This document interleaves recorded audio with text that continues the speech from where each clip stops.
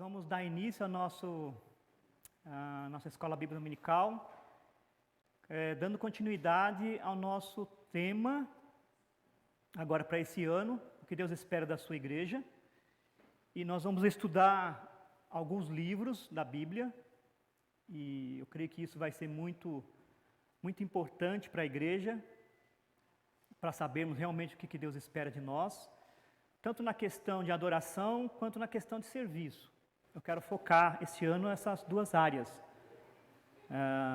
para que a gente possa entender, não somente na questão de adoração, né, de louvor, de exaltar o nosso Deus, que Ele é grande, Ele é poderoso, mas também de poder servi-lo, né, reconhecendo quem Ele é e o que Ele tem feito por nós. Então nós vamos estudar alguns livros aí, está dividido já para os irmãos, Romanos com o Almir, 1 Coríntios e 2 Coríntios com o Veiga. Acho que ele pegou a maior parte, talvez a melhor parte, não sei. Gálatas com o Nil, Efésios e Filipenses eu. Filipenses eu vou ministrar na parte da manhã e Efésios à noite, tá? Então realmente nós vamos tentar nos aprofundar nas Escrituras Sagradas. Então, continue orando, pedindo o discernimento de Deus, pedindo a bênção de Deus para que a gente possa compreender tudo que Deus realmente requer de nós como igreja. Amém? Que Deus nos use como instrumento nas mãos dEle e também que a gente possa estar disposto e disponível para a obra do Senhor. Vamos ter uma palavra de oração? Obrigado, Senhor Deus, Todo-Poderoso, gracioso, maravilhoso. Obrigado pelo Teu cuidado, pelo Teu grande amor por nós. Obrigado porque o Senhor tem estendido as Tuas mãos sobre esta igreja, sobre as nossas vidas.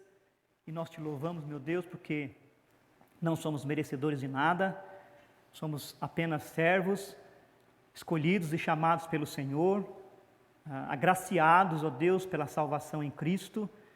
Nós Te somos gratos por tudo isso, Pai, pela Tua boa mão estar nos guiando. Nós Te louvamos, meu Deus, pelo direcionar, pelo caminhar conosco, e temos a certeza, Deus, que somos mais do que vencedores por meio daquele que nos amou. Obrigado, Pai, por esse tempo, que o Senhor nos ajude a entender a Tua palavra, que o Senhor, ó Deus, nos dê visão para que a gente possa compreender mesmo, Senhor, aquilo que o Senhor requer de nós como igreja. Abençoe, meu Deus, esse tempo, tanto aqui com os adultos, como ali com as crianças, ó Deus, os adolescentes, os jovens, todos, Pai, possam estar ouvindo a Tua palavra,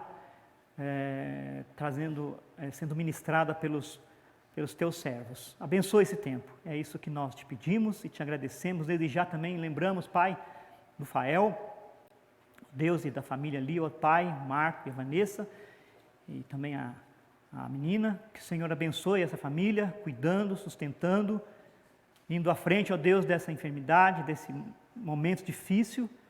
Que o Senhor estenda as Tuas mãos poderosas, curadoras, saradoras, confortadoras. Abençoe, meu Deus, em nome de Jesus nós entregamos nas Tuas mãos, desde já agradecidos, porque o Senhor já tem cuidado de nós, e tudo está nas Tuas mãos, e assim nós podemos descansar. Em Cristo, amém. Muito bem, abram as vossas Bíblias em Atos 16.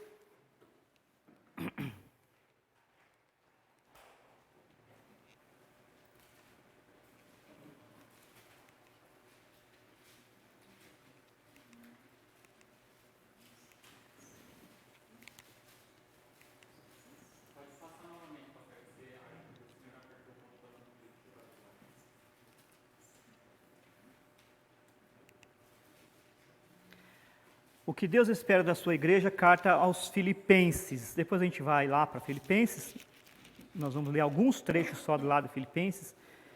Mas Atos capítulo 16 fala como Paulo chegou a Filipos, fala sobre essa viagem missionária do apóstolo Paulo, onde ele foi direcionado a esta cidade pelo próprio Deus, Nós entendemos que Paulo queria fazer uma coisa, Deus não permitiu que ele fizesse, e Deus direcionou ele para outro local.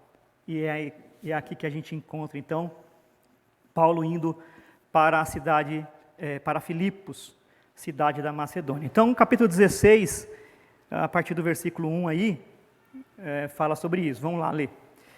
Chegou também a Derbe e a Listra. Havia ali um discípulo chamado Timóteo, filho de uma judia crente, mas de pai grego. Dele davam um bom testemunho os irmãos em Listra e Icônio. Quis Paulo que ele fosse em sua companhia, e por isso circuncidou-o por causa dos judeus daqueles lugares, pois todos sabiam que seu pai era grego.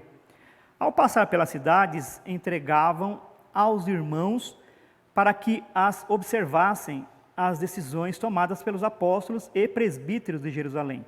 Assim, as igrejas eram fortalecidas na fé, dia a dia aumentavam em número. Percorrendo a região frígio-gálata, tendo sido impedidos pelo Espírito Santo de pregar a palavra na Ásia, defrontando Mísia, tentavam ir para Bitínia, mas o Espírito de Jesus não o permitiu. E tendo contornado Mísia, desceram a Troade. À noite, sobreveio a Paulo uma visão, na qual um varão macedônio estava em pé e lhe rogava, dizendo: passa a Macedônia e ajuda-nos. Assim que teve a visão, imediatamente procuramos partir para aquele destino, concluindo que Deus nos havia chamado para lhes anunciar o Evangelho. Tendo, pois, navegado de Troade, seguimos em direitura a Samotrácia, no dia seguinte a Neápolis, e dali a Filipos, cidade da Macedônia, primeira do distrito e colônia. Nessa cidade permanecemos alguns dias. No sábado saímos da cidade para junto do rio, onde nos parecera haver um lugar de oração. E, assentando-nos, falamos às mulheres que para ali tinham concorrido. Certa mulher chamada Lídia, na cidade de Tiatira, vendedora de púrpura, temente a Deus, nos escutava. O Senhor lhe abriu o coração para atender as coisas que Paulo dizia.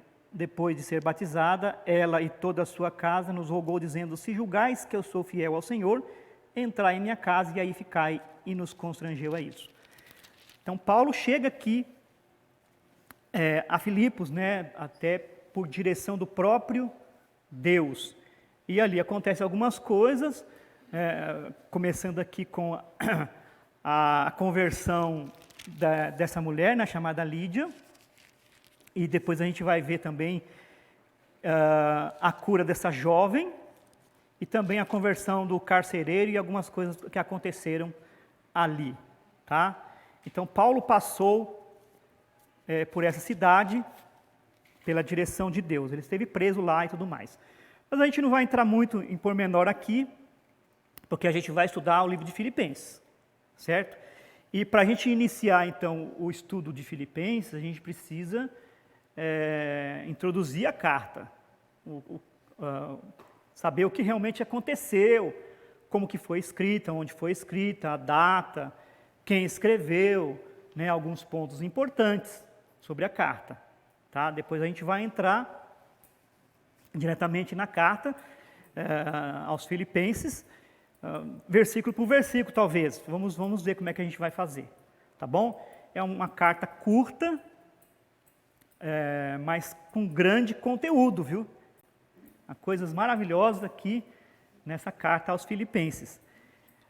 Então, nós vamos fazer uma introdução geral, fazendo as seguintes perguntas: quem escreveu, onde e quando foi escrita, o propósito da carta, o pano de fundo, pontos importantes, algumas curiosidades e palavras-chave que a gente encontra no livro de Filipenses, e a conclusão e a aplicação. Eu espero que a gente consiga fazer tudo isso aqui hoje, né? Vamos tentar fazer isso aí, ok? Então, o autor da carta. Certamente, todos concordam, os estudiosos concordam, e também a igreja primitiva concorda que o autor da carta foi o apóstolo Paulo. Então, não há dúvida sobre essa questão de ser o apóstolo Paulo quem escreveu esta carta. Isso pode ser comprovado pelo emprego do pronome eu e formas verbais correspondentes ao longo de todo o texto. Por exemplo, em Filipenses 2,19, Paulo faz uma referência a Timóteo. Vamos abrir ali, Filipenses 2,19. Espero, porém, no Senhor Jesus mandar-vos Timóteo o mais breve possível, a fim de que eu, ele, Paulo, me sinta animado também, tendo conhecimento da vossa situação. Então, Paulo e Timóteo, eles são colocados juntos aqui nesta carta. Desde o início aqui fala, só que talvez o que acontece é que Timóteo foi que redigiu. Paulo, ele ditou. E Timóteo talvez tenha, então, sido o escrevente da carta. Tá? Só isso. Mas quem realmente escreveu a carta, no sentido de produzi-la, foi o apóstolo Paulo. Certo? Onde e quando...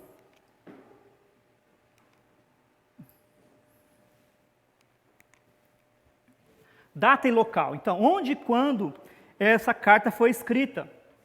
Paulo provavelmente escreveu Filipenses da prisão entre os anos 60 e 62 depois de Cristo. Certo? Enquanto ele estava preso em Roma. Filipenses capítulo 1, versículo 7.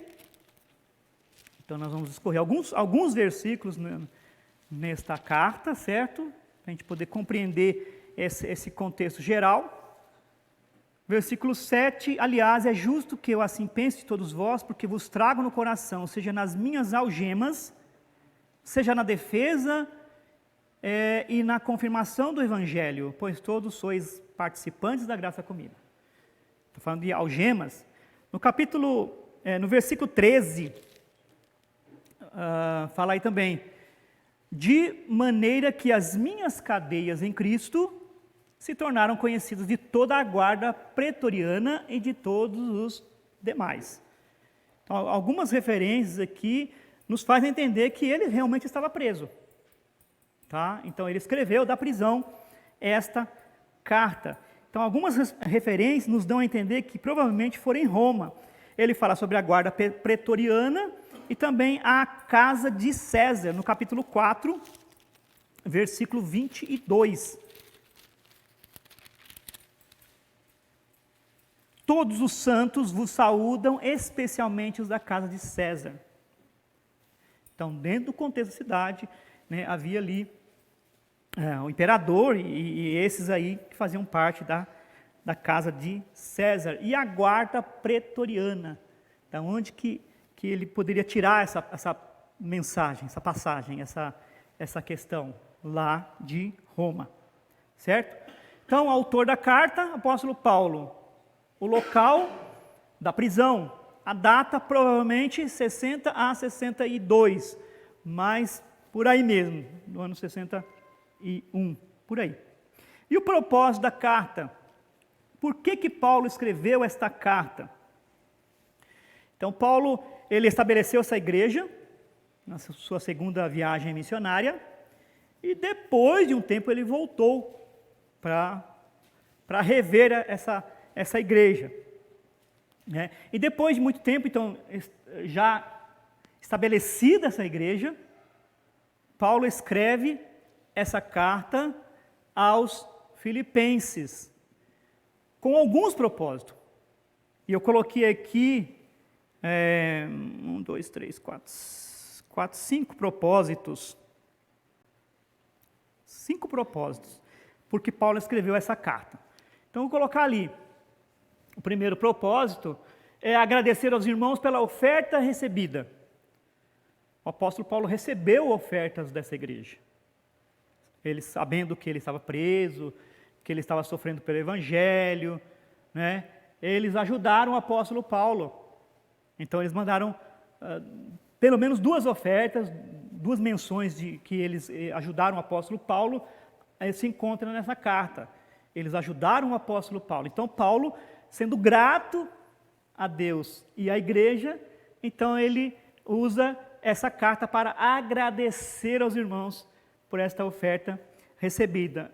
Em segundo lugar, expressar o seu carinho e amor pela igreja. Então, ali tem os textos, a gente pode ler, claro, alguns textos, no capítulo 4, falando sobre a oferta. Capítulo 4, versículo 10. Acompanhe comigo. Alegrei-me sobremaneira no Senhor, porque agora, uma vez mais, renovasse a meu favor o vosso cuidado, o qual também já tinhais antes, mas vos faltava oportunidade. Digo isso não por causa da pobreza, porque aprendi a viver contente em toda e qualquer situação. Tanto sei estar humilhado, como também ser honrado. De tudo e em todas as circunstâncias já tenho experiência, tanto de fartura como de fome, assim de abundância como de escassez. Tudo posso naquele que me fortalece. Todavia fizeste bem, associando-vos na minha tribulação. E sabeis, tanto vós, ó Filipenses, que no início do Evangelho, quando parti da Macedônia, nenhuma igreja se associou comigo no tocante a dar e receber, senão unicamente vós outros. Porque até para Tessalônica mandastes não somente uma vez, mas 2, o bastante para as minhas necessidades. Tá bom, até aqui já dá para entender que ele estava feliz, grato pela igreja ter mandado uma oferta para ele. E no capítulo 1, versículo 3 a 8, ali fala sobre esse amor que ele tinha pela igreja. Então ele queria expressar isso de forma, através da sua carta. Ele queria que a igreja soubesse desse amor que Paulo tinha para com a igreja. Era recíproco, né? A igreja amava Paulo e Paulo amava a igreja, né? Então aqui ele coloca, no capítulo 1, versículo 3, dou graças ao meu Deus por tudo que recordo de vós, fazendo sempre com alegria súplicas por todos vós em todas as minhas orações, pela vossa cooperação no Evangelho, desde o primeiro dia até agora. Estou plenamente certo que aquele que começou boa obra em vós há de completá-la até o dia de Cristo Jesus. Aliás, é justo que eu pense assim de vós, porque vos trago no coração, olha a expressão, né? Paulo falando que vos trago no coração, o amor e carinho que Paulo tinha para com aquela igreja. Porque vos trago no coração, seja nas minhas algemas, seja na defesa do Evangelho, pois todos sois participantes da graça comigo, pois minha testemunha é Deus, na saudade que tenho de todos vós na eterna misericórdia de Cristo Jesus. Então Paulo amava aquela igreja, ele tinha saudade da igreja, e ele queria que a igreja soubesse disso. Então ele escreve, né, expressando esse amor. Em terceiro lugar, enviar de volta Epafrodito, né? Epafrodito que foi até onde Paulo estava, relatando algumas coisas sobre a igreja, e Epafrodito, né, que ficou ali um tempo ali com o apóstolo Paulo, acabou sofrendo uma enfermidade, quase morreu, né? Mas eles queriam saber o que aconteceu com Epafrodito. Eles queriam uma notícia. E aí Paulo então manda de volta Epafrodito, né, para lá, para que eles saibam que Epafrodito foi útil, foi um servo que satisfez as necessidades do apóstolo Paulo, entregou aquela oferta, né, para o apóstolo Paulo, e agora estava voltando, dizendo que estava tudo bem, dando notícias acerca do apóstolo Paulo, né? Então, no capítulo 2, agora o irmão pode ler para mim, pode me ajudar, né, na leitura aí, 25 a 30.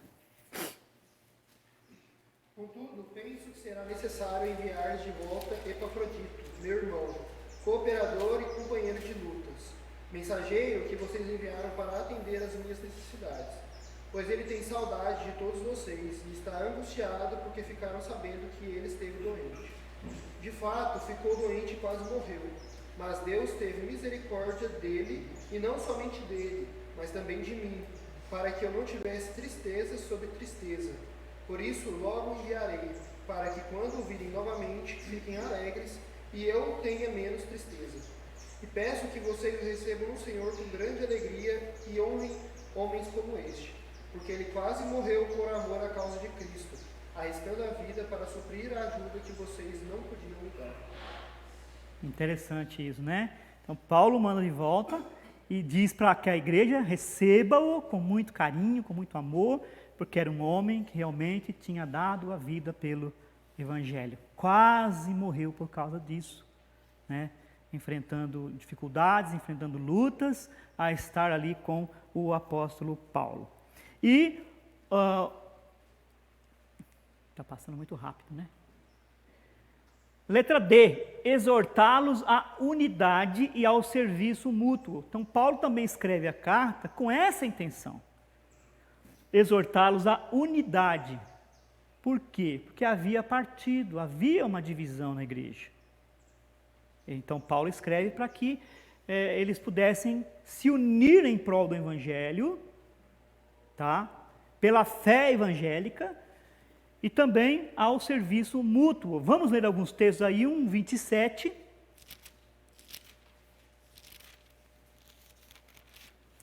Quem pode ler? Vivei acima de tudo por modo digno do Evangelho de Cristo, para que eu, indo ver-vos ou estando ausente, ouça no tocante a vós outros, que estáis firmes em um só espírito, como uma só alma, lutando juntos pela fé evangélica. Isso, capítulo 2, versículo 2. Completar o meu gosto para que tenhais o mesmo modo de pensar, tendo o mesmo amor, o mesmo ânimo, pensando a mesma coisa. Isso, e versículo 14 do capítulo 2. Fazei todas as coisas sem murmurações nem contendas. Isso. E aí dá para entender, né, um pouquinho o que Paulo queria da igreja.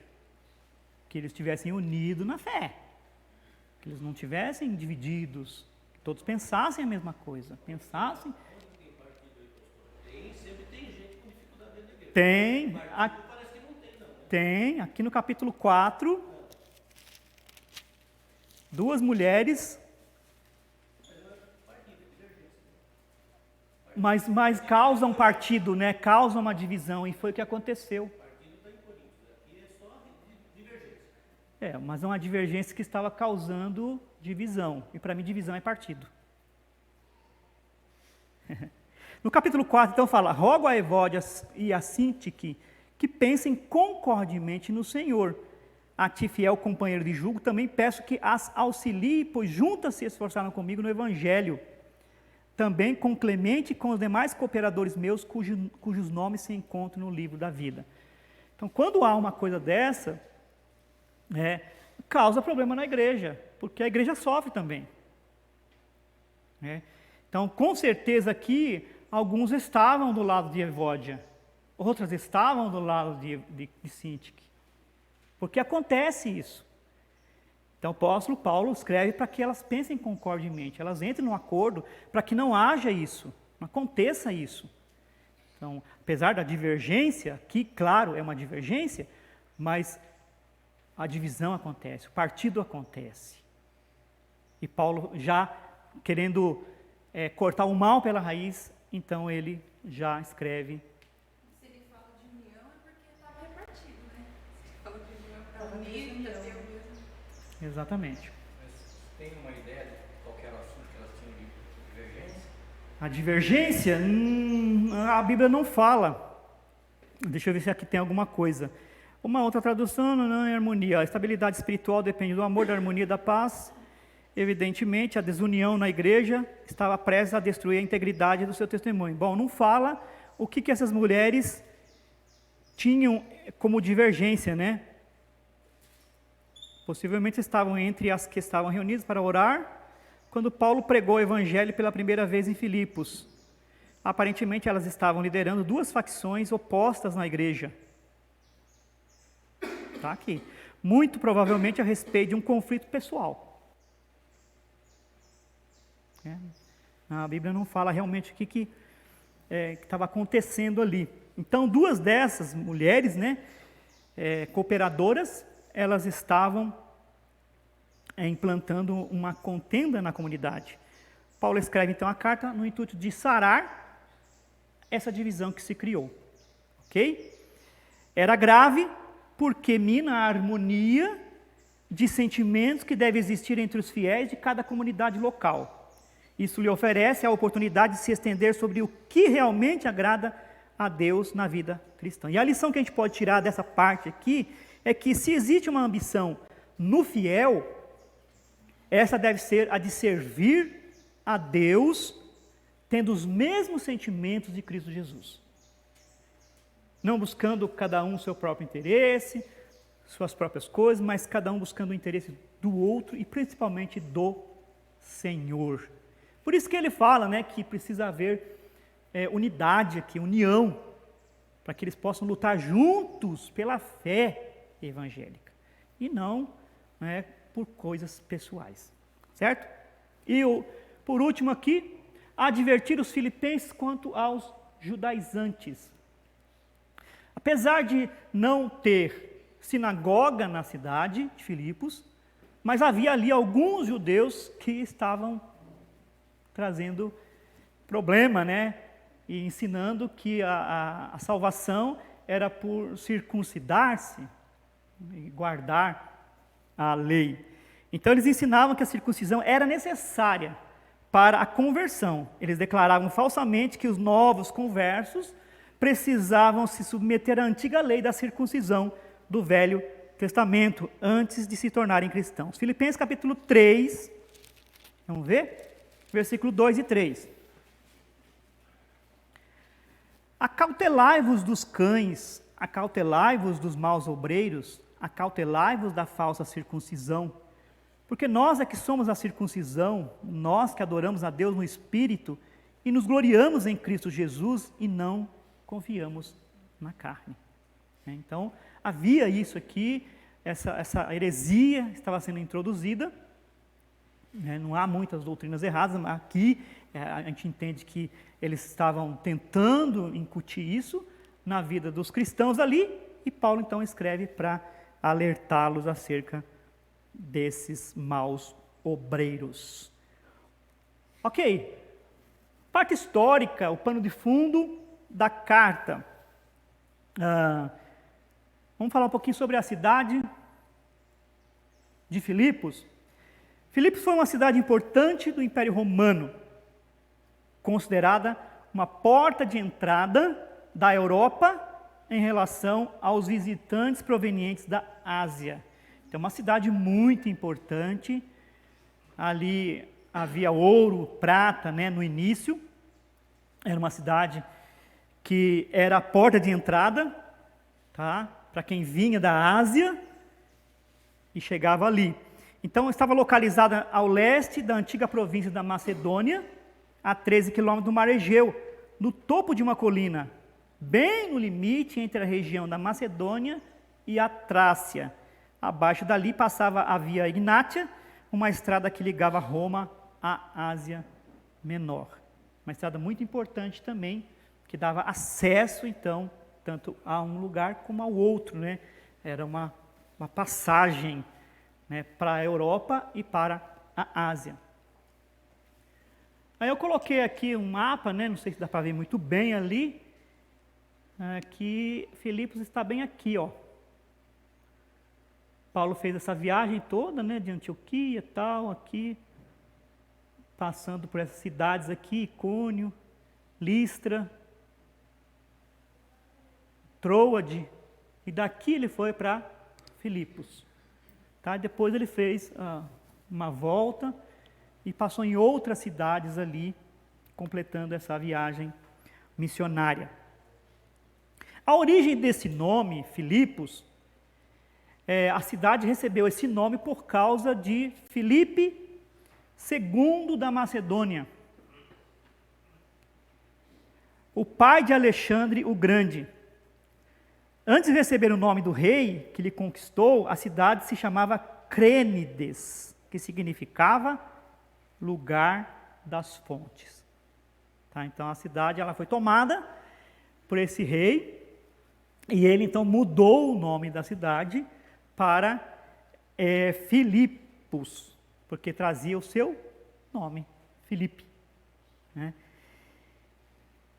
E aí essa cidade, ela como servia pelo porto de Neápolis, chegavam por ali, né, pelo porto de Neápolis, era uma região muito importante, e ali estava o principal centro de mineração de ouro, como eu falei, e de prata também. Então, quando Filipe conquistou aquela cidade, aquela região, uma grande colônia grega foi estabelecida em Filipos. E aí ela se tornou, então, uma colônia romana, certo? Uma colônia romana. Entre 168 e 167 a.C., a Macedônia foi dominada por Roma. Nesse tempo, os campos auríferos já estavam quase esgotados. Que aí eles escavaram, tiraram muito ouro de lá, né? Em 42 a.C., aconteceu ali a conhecida Batalha de Filipos, quando Otávio Augusto e Marco Antônio, isso é história, né? Derrotaram os assassinos de Júlio César, liderados por Marco Júnior Bruto e Caio Cássio Longino. Então, a partir de 31 a.C., desfrutando dos privilégios outorgados às cidades romanas, Filipos foi contada como uma colônia de veteranos romanos. Isso pode explicar a descrição bíblica de Filipos como uma cidade da Macedônia, principal do distrito e colônia, em Atos capítulo 16, versículo 12. Era uma cidade importante. Os romanos a consideraram assim, era uma colônia, né, onde eles tomaram, onde tinha muitos privilégios ali como romanos, eles tinham muito dinheiro, também foi uma base militar ali, e assim por diante. Então aqui nós temos algumas curiosidades.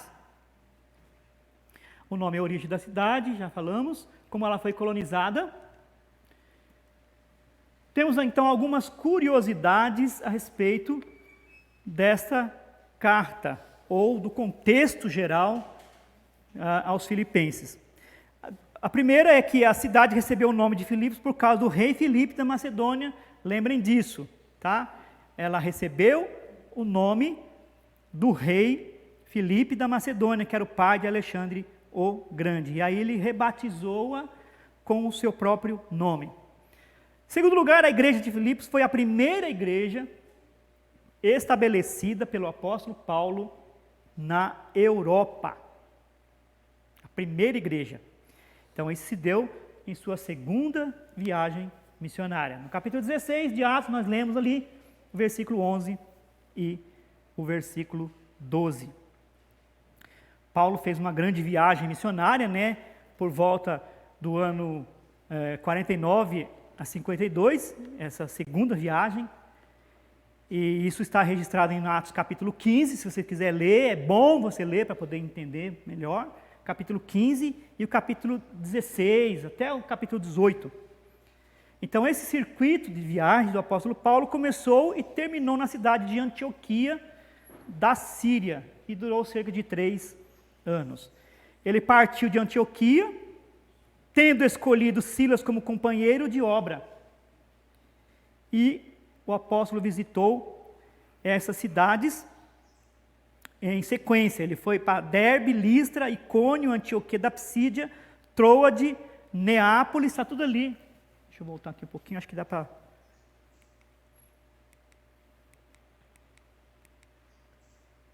Dá para ver ali. Opa. Antioquia está aqui, né? Então ele fez esse caminho aqui todinho, depois ele voltou por aqui e fez todo esse circuito aí, né?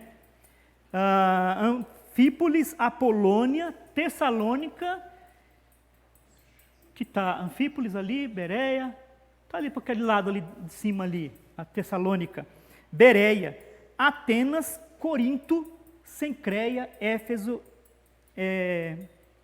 Cesareia, Jerusalém e, por final, Antioquia da Síria. Tá? Uma viagem missionária, onde ele foi implantando igreja e depois ele voltou para rever essas igrejas e fortalecer essas igrejas. Como é que Paulo recebeu esta mensagem para ir, estou chamando a atenção, né? Para ir a Filipos. Pergunta, agora está fácil, né? Já falamos um pouquinho, já discorremos. Como é que Paulo recebeu essa mensagem? O chamado para ir para lá? Através da visão que ele teve? Através de uma visão, durante a sua segunda viagem missionária. Onde ele estava?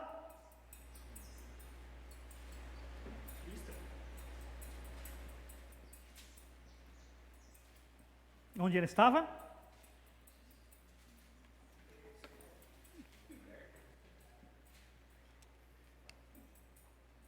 O que é isso aqui? Troade. Ele estava aqui. Aí daqui ele foi chamado para ir para cá, para a região da Macedônia, começando aqui com Filipos. Então, capítulo 16, né, de Atos está ali, registrado, a partir do versículo 6 em diante, está registrado ali esse chamado do apóstolo Paulo, certo?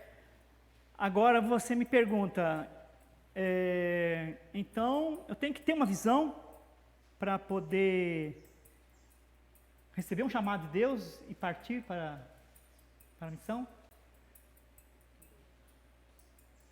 Pastor, isso que eu ia te perguntar. Essa visão aqui não é um impulso do Espírito Santo? Não, aqui foi uma visão mesmo. É a visão mesmo? Ele teve uma visão, aqui fala que ele viu um homem, um macedônio, né? Um varão macedônio, clamando a ele. Sobreveio a Paulo uma visão no qual um varão macedônio estava em pé e lhe rogava, dizendo: passa a Macedônia e ajuda-nos. Ele entendeu, ele viu esse homem clamando, rogando a ele que fosse até a Macedônia, até essa cidade, para que ali fosse evangelizado. Certo? Agora, Deus não usa, ele usou isso no passado, alguns servos, agora ele não usa esse tipo de coisa para fazer o chamado para missão, não, nem para outro tipo de chamado. Tá? É o que o Dudu falou ali, é um impulso do Espírito, né? É claro que ele usa pessoas para isso também, mensagens da palavra do Senhor, ele fala através da sua palavra, mas ele não vai mandar um anjo, ele não vai te fazer sonhar que está acontecendo isso ou aquilo, tá? Então, só para a gente poder esclarecer um pouquinho essa questão aqui, porque muitos podem olhar para cá, mas aconteceu, né? Então, é assim que acontece? Não. Tem coisas que aconteceram uma única vez, era uma forma que Deus tratar, de Deus fazer, mas isso não significa que se repetiu, que se repete outras vezes, tá bom? Então, Filipos era essencialmente uma cidade ou base militar, não um centro comercial. Outra curiosidade, interessante. Por causa dessas batalhas que existiram ali, eles fizeram uma base militar ali. Né? E como não havia judeus o suficiente para a formação de uma sinagoga, não havia sinagoga ali na cidade. Foi em Filipos que Lídia e o carcereiro foram convertidos, os primeiros conversos ali na cidade. Tá? Apesar de não haver uma sinagoga ali, havia um lugar de oração, onde essas mulheres estavam ali, e aí elas puderam ouvir o Evangelho, Deus tocou no coração de Lídia, e aí ela foi convertida. E aí depois, Paulo foi preso, porque expulsou um espírito adivinhador dali. Paulo foi preso por causa disso, Paulo e Silas. E aí na cadeia, vocês lembram desse trecho, né? Onde eles estavam presos ali, eles começaram a cantar por volta de meia-noite, e aí houve aquele terremoto que causou todo aquele alvoroço ali entre eles, porém soltou-lhe as cadeias dos presos e de todos os presos. E todos ficaram preocupados, porque, principalmente o carcereiro, pensando que eles iam fugir. Mas Paulo disse: pode ficar tranquilo que ninguém vai fugir, está todo mundo aqui. E aí aquele carcereiro, entendendo que o apóstolo Paulo era um homem de Deus, perguntou: como que eu posso ser salvo? E o apóstolo Paulo respondeu o quê?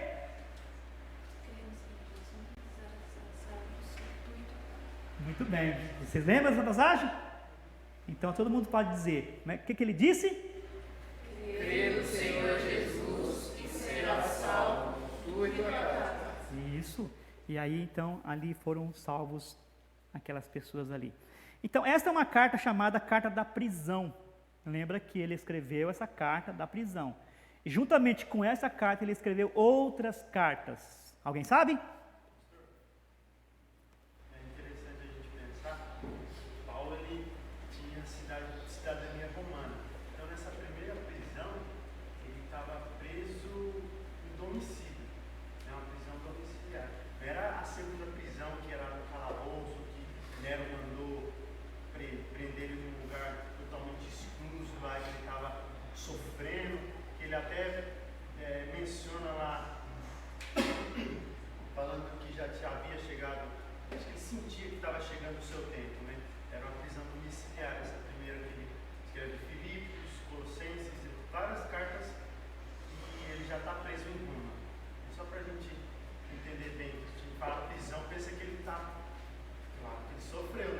Na prisão que ele estava no palácio, tendo toda a guarda pretoriana como testemunha, né? Todo mundo. Então, outras cartas que foram escritas, você falou Colossenses, tem mais duas outras cartas. Alguém lembra? Efésios e Filemão. Então foram as cartas da prisão. Essa carta ela é conhecida como carta da alegria. Paulo, ele falou, ele expressou essa palavra várias vezes, a palavra alegria, certo? A palavra gozo, a palavra regozijo na carta. Por quê? Porque ele havia sofrido nas mãos, né, de algumas pessoas ali, ele foi preso ali na cidade, Paulo e Silas, ele estava ali encarcerado.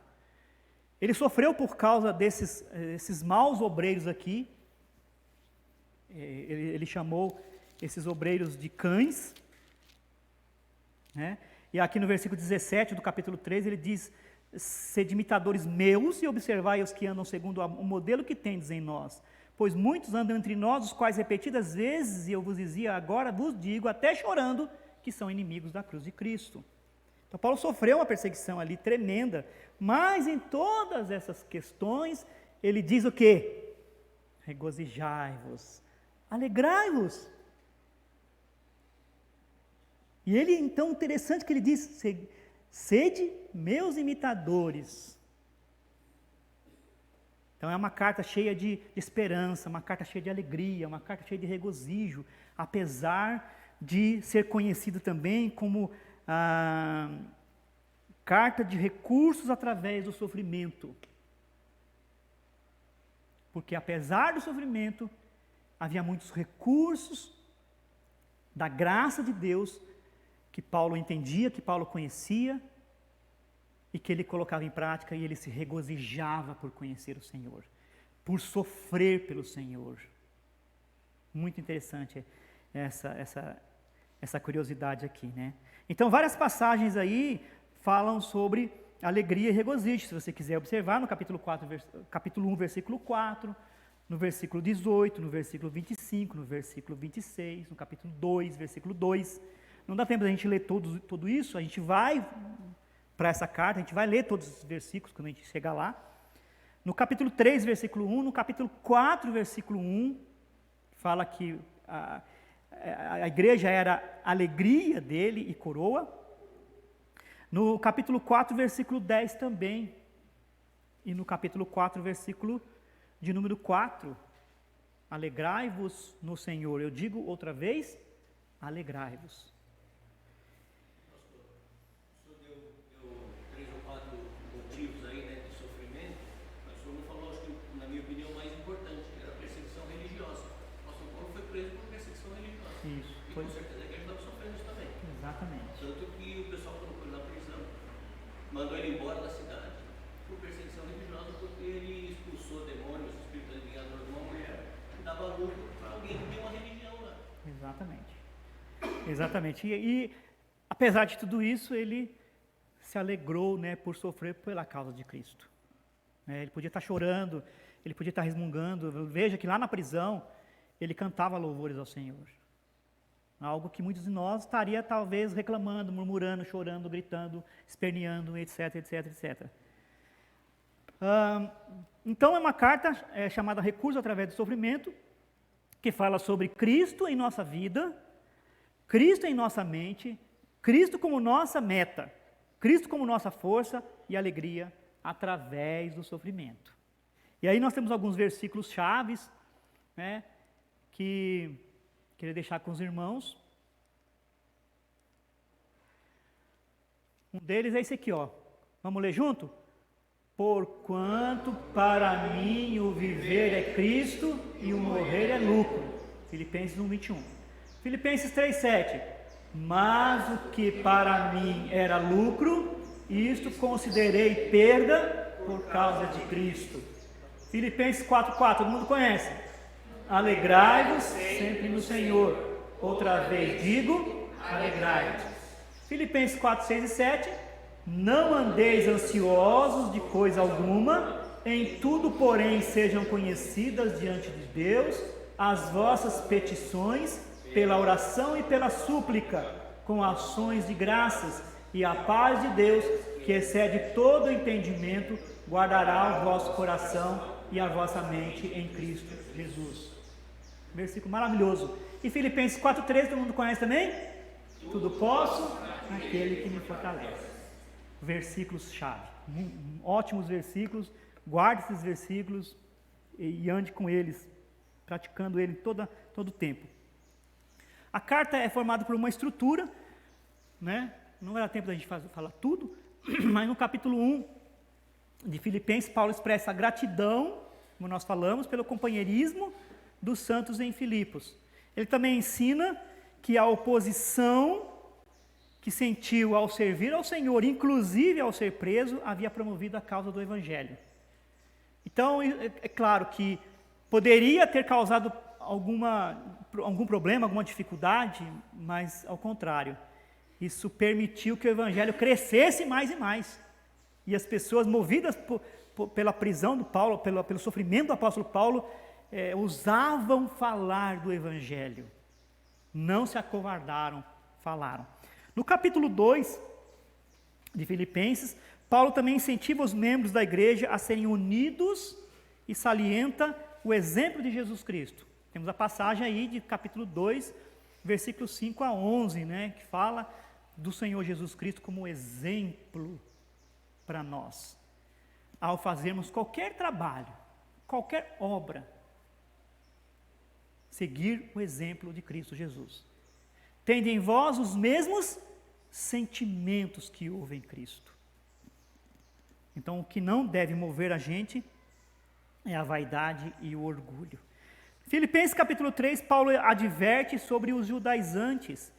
Ele descreveu o seu passado como fariseu e como desistiu de tudo para seguir o Senhor. Então, ele tinha um histórico, mas ele desistiu de tudo aquilo para servir o Senhor.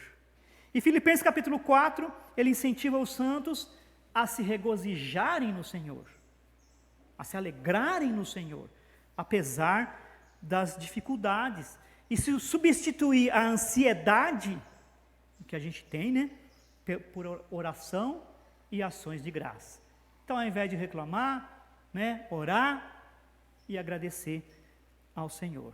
Chegamos à conclusão e à aplicação, certo? Filipenses é uma das cartas mais pessoais escritas pelo apóstolo Paulo. E como uma carta pessoal, tem aplicações pessoais. Ela foi escrita durante sua prisão em Roma, e ele exorta então os filipenses a seguirem o seu exemplo e anunciar a palavra com maior determinação e destemor. Então, não ter medo, mas ter coragem, né? Ter determinação em pregar a palavra do Senhor, sem vergonha, sem medo, e enfrentar mesmo o que tiver que enfrentar. Ele ensina isso. Eu sei que todos nós temos enfrentado dificuldades, perseguições, problemas, lutas, mas não se acovarde, não se amedronte, fale do Senhor, proclame o nome do Senhor, engrandeça o Senhor acima de tudo e agradeça ao Senhor. Então Paulo nos exorta a perseverarmos. Paulo nos exorta a perseverarmos diante da perseguição e permanecermos firmes no mesmo espírito, combatendo juntamente com o mesmo ânimo pela fé do Evangelho. A perseverarmos diante de perseguição, não lembra que a gente vai passar, mas persevere, e a permanecermos firmes no mesmo espírito, combatendo juntamente pela fé, certo? Porque o Satanás, ele tenta de toda forma. Outra aplicação é que a necessidade dos cristãos permanecerem unidos em humildade. Estamos unidos com Cristo e temos que nos esforçar para estarmos unidos uns aos outros da mesma maneira. Paulo nos encoraja a ter o mesmo modo de pensar, o mesmo amor, um só espírito e uma só atitude, e a repudiar a vaidade e egoísmo, mas humildemente considerar os outros superiores a si mesmo ou a nós mesmos, prestando atenção aos interesses dos outros e o cuidado uns aos outros. Filipenses 2, versículo 2 a 4. Você conhece a passagem?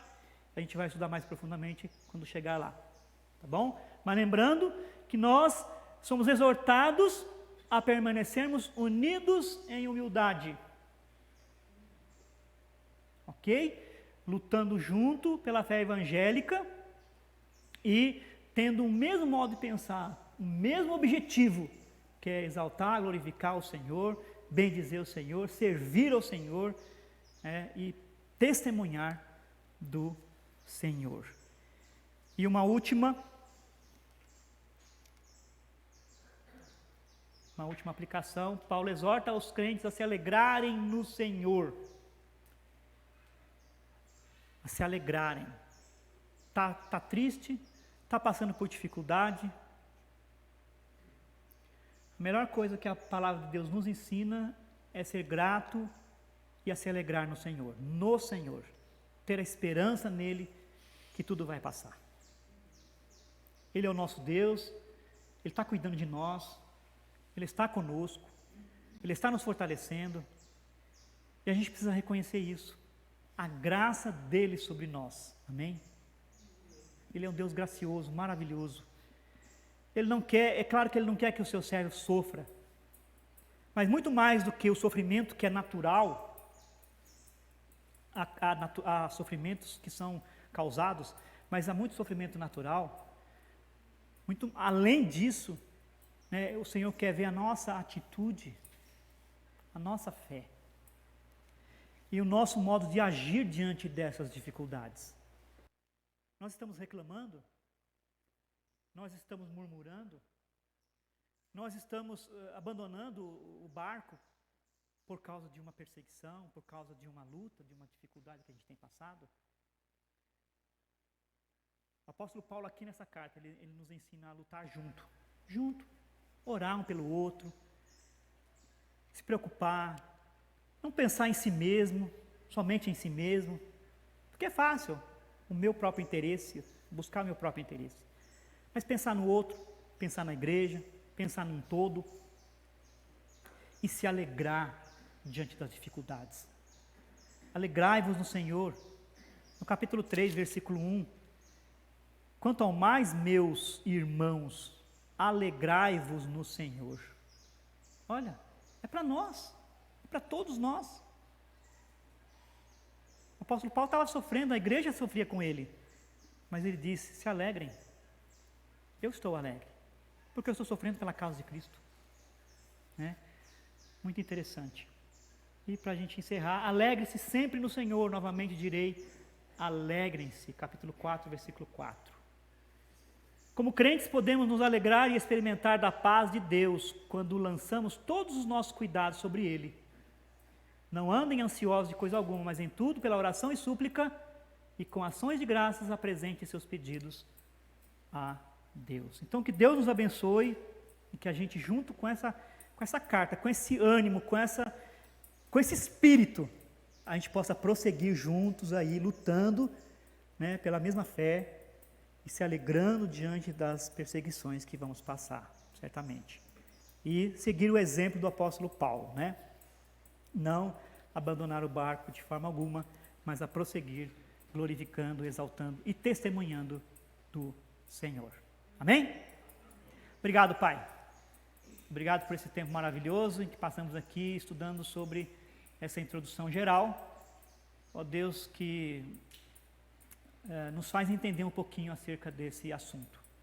E da carta, e do histórico da carta. Obrigado, Deus. Obrigado porque o Senhor tem muita lição para nós. O Senhor tem muita bênção para nós. E que possamos, ó Deus, não nos preocupar muito, certamente com a história, faz parte, é bom entender, mas principalmente, ó Deus, com aquilo que o Senhor quer para a sua igreja, Senhor. Aquilo que o Senhor deseja, aquilo que o Senhor requer de nós, aquilo que o Senhor espera de nós, como igreja. Olhando para a vida do apóstolo Paulo aqui, olhando para essa igreja, olhando para o testemunho dele, ó Deus, no Senhor, e principalmente olhando para Cristo, o autor e consumador da nossa fé. Nos abençoe, nos guarde e nos livre de todo mal. Essa é a nossa oração em Cristo. Amém.